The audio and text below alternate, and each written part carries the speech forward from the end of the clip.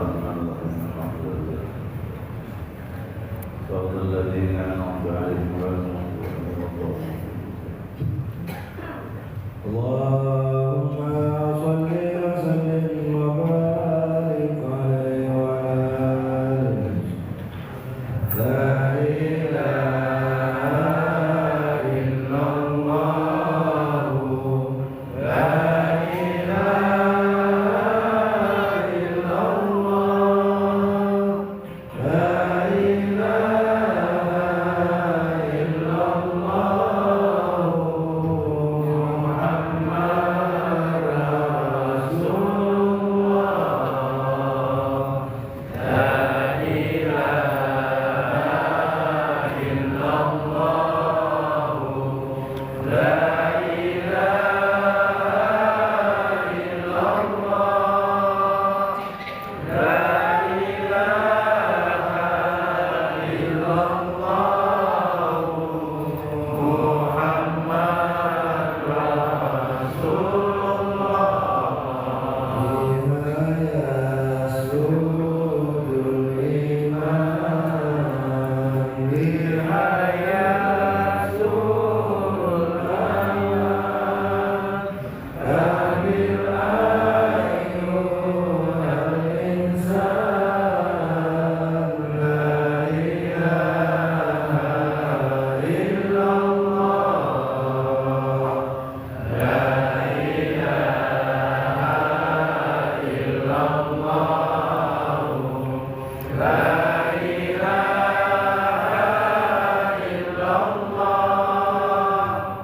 لا إله إلا الله محمد رسول الله وذكرنا في الأخبار أن النبي المختار أن أفضل الأذكار لا إله إلا الله لا إله إلا الله لا إله إلا الله لا إله إلا الله محمد رسول الله يا من توحيد وجنات دين توحيد قابل أيها المريد لا إله إلا الله لا إله إلا الله لا إله إلا الله لا إله إلا الله محمد رسول الله نوروا بها القلوب وعيشوا بها القلوب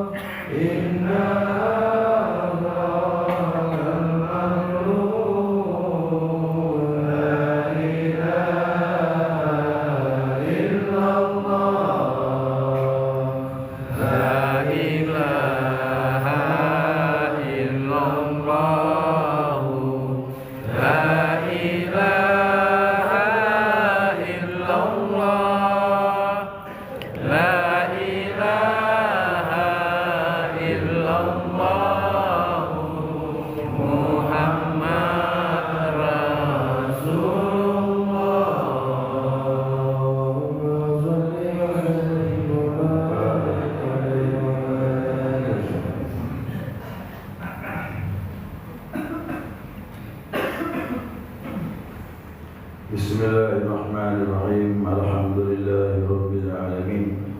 Allahumma salli ala nuril anwar wa sirril asrar wa tiryakil aghir miftahi babil yasar sayyidina wa maulana Muhammadin al-Mukhtar wa alihi al-athhar wa ashabil a'yan adada ni'amillahi wa ifdalihi. Subhanaka la ilma lana illa ma 'allamtana innaka antal alimul hakim. Allahumma dzakirna ma nasina wa 'allimna ma jahilna wa la haula wa la quwwata illa billahil 'aliyyil 'azim. Qala al-musannif rahimahullahu ta'ala wa nafa'ana bi 'ulumihi bid darain amin. Ya ma'azal subuh rahimakumullah. Assalamualaikum warahmatullahi wabarakatuh. Alhamdulillah, senantiasa kita mengaturkan pujian dan syukur kita kepada Allah atas limpahan rahmah hidayahnya. Subuh ini atas izinnya kita dapat melanjutkan kajian kita, mudzakarah kita, yakni hadis-hadis yang berkaitan tentang keutamaan Nabi kita Muhammad sallallahu alaihi wasallam. Dan kembali kepada kitab asal ya. Kemarin kitabnya hilang, tidak ketemu ya. Ya, hadis berikutnya tentang keutamaan Nabi ya, sebagai utusan Allah Subhanahu wa taala, atau ini juga termasuk mukjizat ya, daripada Rasulullah sallallahu alaihi wasallam. Ini hadis riwayat Imam Muslim, Ani bin Abbas radhiyallahu anhu, riwayat dari sahabat Nabi bin Abdullah bin Abbas, Allah radhiyallahu kepada keduanya, qala, ia berkata, ya, Abdullah bin Abbas berkata, inna dhammadan qadima Makkah, sesungguhnya Dhamman itu datang ke kota Makkah. Yang Dhamman nama orang, dan dia datang ke Makkah. Wa kana min azdi Syanu'ah, dan dia termasuk salah seorang dari suku Azad Syanu'ah. Orang Arab ini kan macam-macam suku itu. Nah, ini baru dengar dengan suku ini. Azdi Syanu'ah disebut Azad Syanu'ah, dari kelompok suku tersebut. Wa kana yarqa min hadha rih, dan dia termasuk orang yang pandai mengobati orang kena gangguan jin. Nah, disebut di sini yarqa ini meruqyah. Jadi ruqyah itu sudah ada dulu. Zaman jahiliyah ruqyah sudah ada. Cuma dia meruqyah itu ya menurut pemahaman orang zaman jahiliyah. Nah, jadi yarqa ini ruqyah ini bahasa Arabnya mantra, jambi-jambi. Nah sekarang ruqyah juga namanya, cuma ruqyahnya sifatnya syar'i. Ya, sifatnya syar'i. Kenapa meruqyahnya memakai Al-Quran? Nah, jadi pakai Al-Quran sekarang meruqyah. Dulu pakai mantra-mantra. Sekarang pun juga dukun banyak pakai mantra-mantra. Ada jambi-jambinya. Orang belajar silat pun ada mantra-mantra ya. Cuma tak bagus belajar silat di ujung-ujung ilmu perempuan. Heran saya, guru tu pasti ngasih apa matikan pukulan. Pakai ayam. Terakhir ilmu perempuan ke sini. Saya pun dapat dari dulu. Pasti dapat ilmu perempuan ini, guru silat lagi. Bahasa Bugis ini.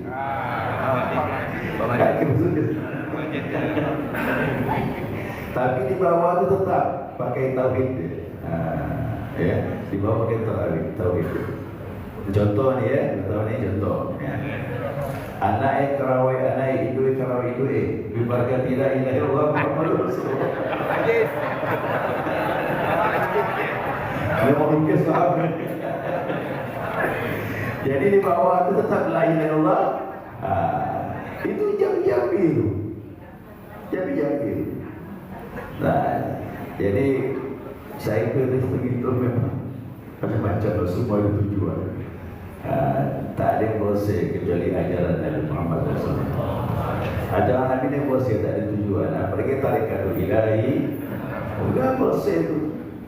Kalau ada tujuan pasti ada cobaan. Tapi kalau kena Allah, cobaannya pun untuk membuatkan iman. Nah, tinggalkan masalah ilmu pengetahuan. Kembali kepada cerita Tamat ini. Tamat. Jadi Tamat ini sampailah ke Mekah dan dia termasuk bagian daripada suku Aziz Syanu'ah. Dan dia pandai meruqyah orang kena gangguan jin. Fasami'a sufaha'u ahli Makkah. Maka orang-orang Makkah yang tak faham tentang ini, dia pun mendengar tentang kedatangan Tamat ini. Nah, yaqulun, mereka berkata kepada Tamat, ya Tamat, inna Muhammadan majnun. Muhammad tu gila dah, kata. Dia bilang Nabi tu gila kan. Dia kan menganggap orang Mekah ni Nabi ni kena sihir kan. Apa yang disampaikan Nabi itu pun orang lain tengah pun kena sihir, iaitu Al-Quran. Makanya dulu orang-orang Mekah itu kalau Nabi baca ayat, mereka terpana. Bingung dia. Kata orang Arab bilang, kena sihir lalu. Padahal itu ayat Al-Quran kan. Al-Quran kan kandungannya dalam. Berkatalah Tamat tadi. Orang Mekah itu ngomong dengan dia, Muhammad tu gila. Tamat bilang, lau anni ra'aitu hadzal rajul, kalaulah aku ketemu dengan orang ini yang namanya Muhammad itu, la'allallahu yashfihi ala yadayya, mudah-mudahan Allah sembuhkan dia dengan berkat tanganku ini. Jadi orang dulu itu percaya dengan Allah juga, tapi caranya syirik. Itu. Jadi kan peninggalan agama Nabi Ibrahim alaihissalam. Mereka percaya dengan Allah, cuma caranya penuh dengan syirik. Nah, dia menganggap dia sudah ahli, sudah sering mengobat orang yang kena gangguan jin. Dia berani menjamin, ini orang ini nanti aku bisa sembuhkan. Allah sembuhkan dengan berkah tangan dunia. Hasil usaha dia lah. Falaqiyahu, akhirnya ketemu dia dengan Nabi Muhammad SAW. Jadi Tamat ni ketemu dengan Nabi.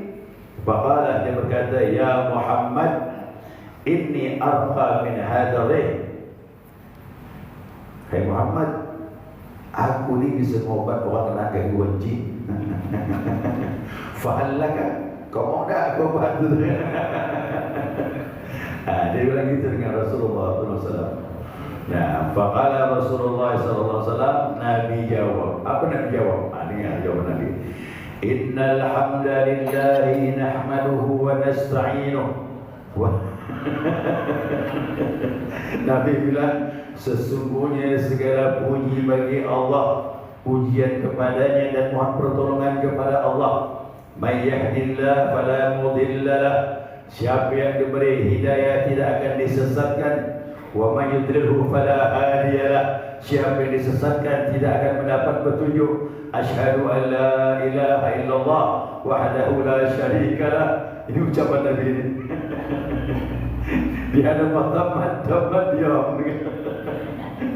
Nabi lanjutkan lagi, aku bersaksi tiada Tuhan kecuali Allah wahdah, yang Dia esa, la syarikalah, tak ada sekutu bagi Allah. Wa asyhadu anna Muhammadan abduhu wa rasuluh, dan aku bersaksi sesungguhnya Muhammad hambanya dan pesuruhnya.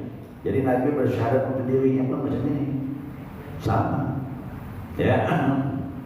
Nah, amma ba'd, kata Nabi. Kemudian, tunggu dulu.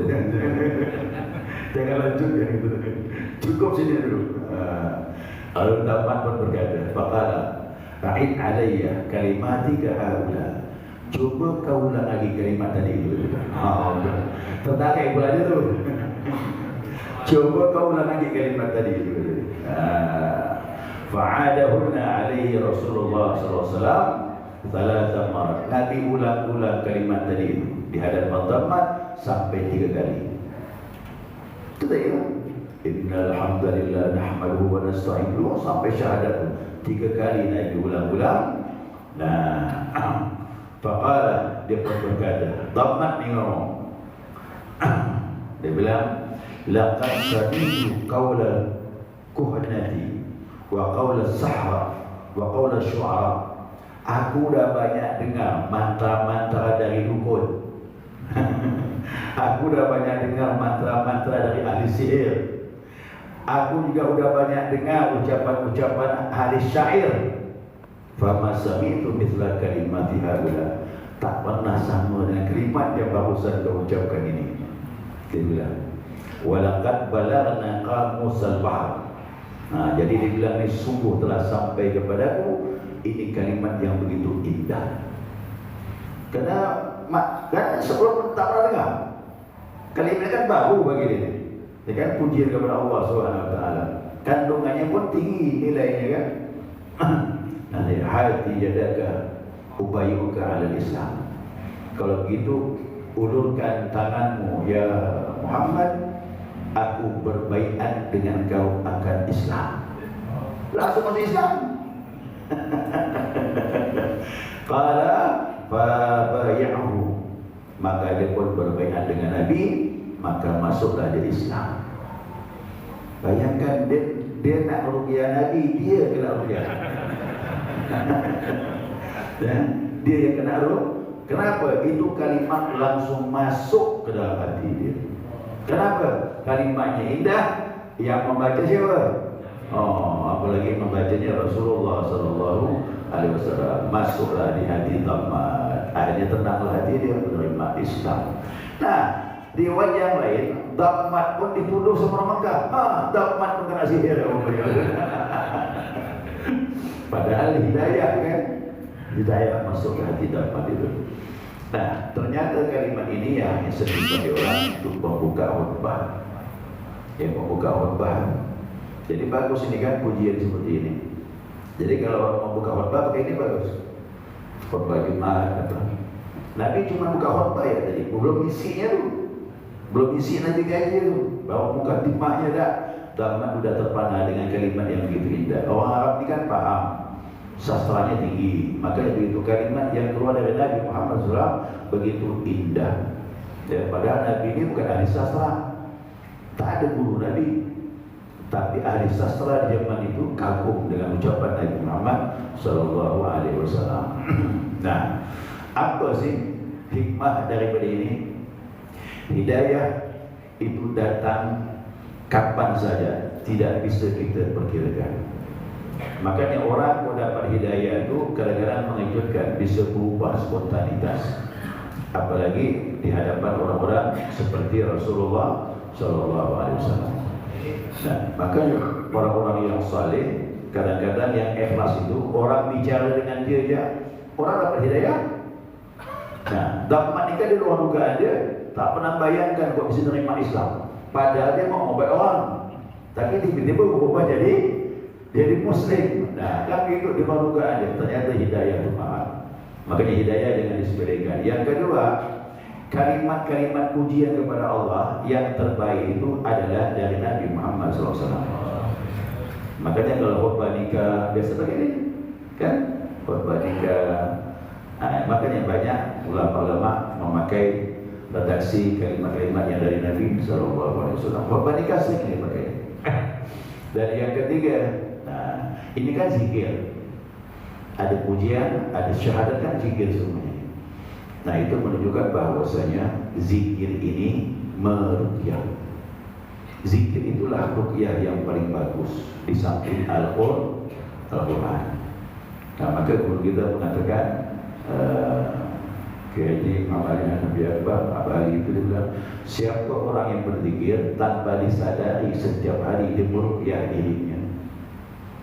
Orang yang terisi jiwanya dengan zikir ataupun Al-Quran, tidak bisa jin masuk, tak bakalan. Nah, orang-orang yang masuk ke mana? Hatinya kosong.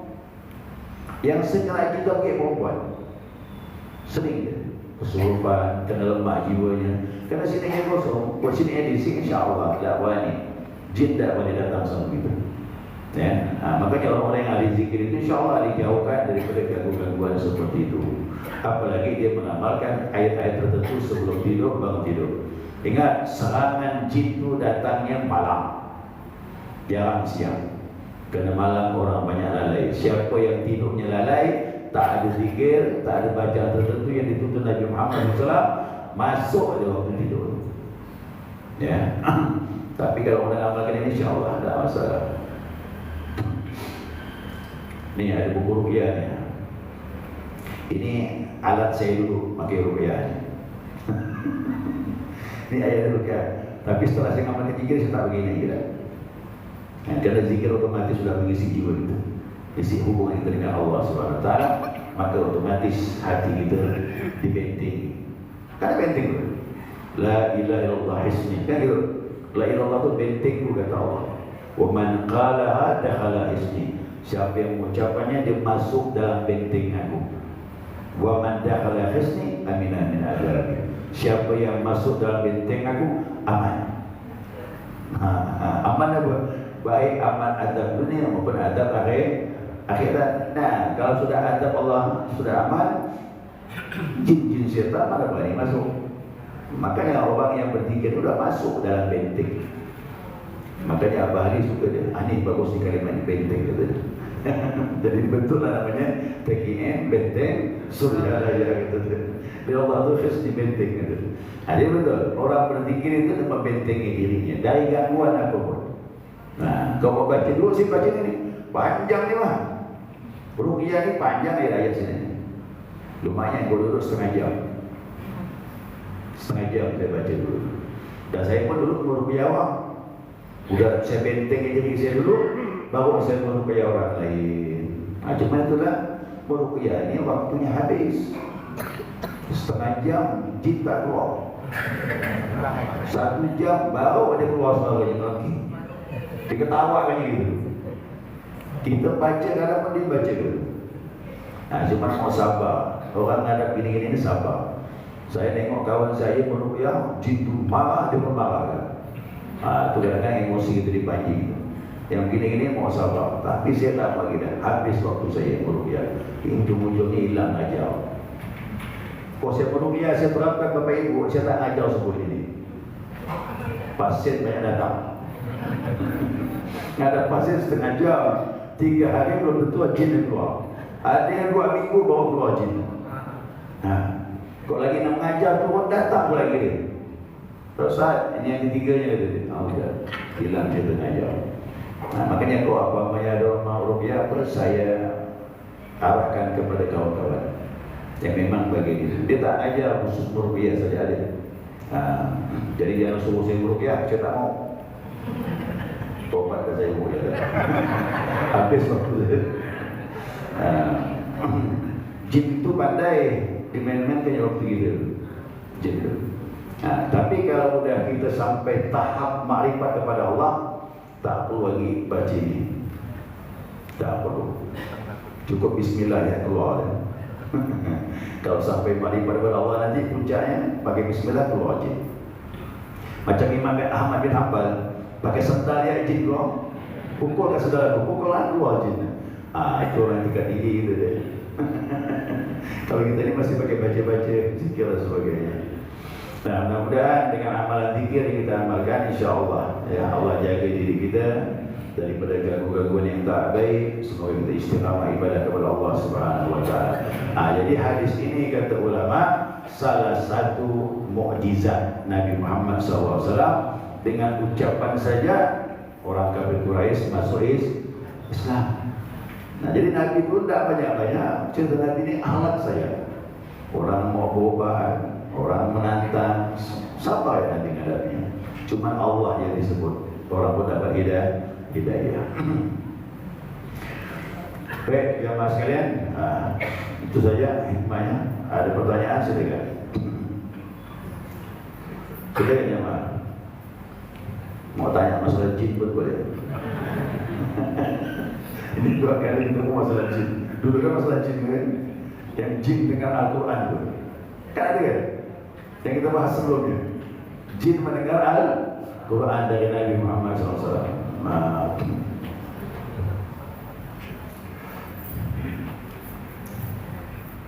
Ya.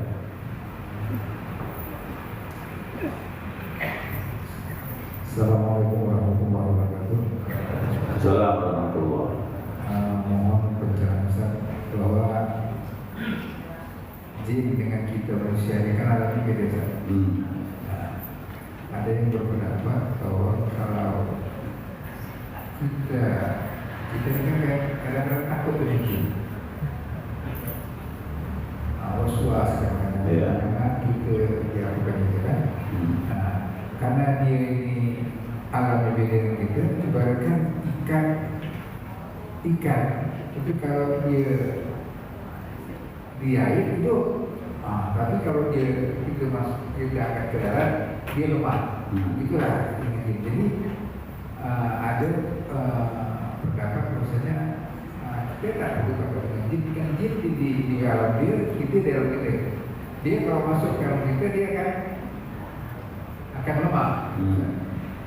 Itu yang pertama. Yang kedua, di mana ruh kita pada saat jin masuk ke dalam tubuh kita kan. Ini orang juga penjelasannya. Terima kasih. Assalamualaikum warahmatullahi wabarakatuh. Kenapa kita takut sama jin? Kerana memang diceritakan dari dulu begitu, jin itu hantu. Dan itu. Pada jin ini dia termasuk mukallaf, beban agama sama yang kita ini.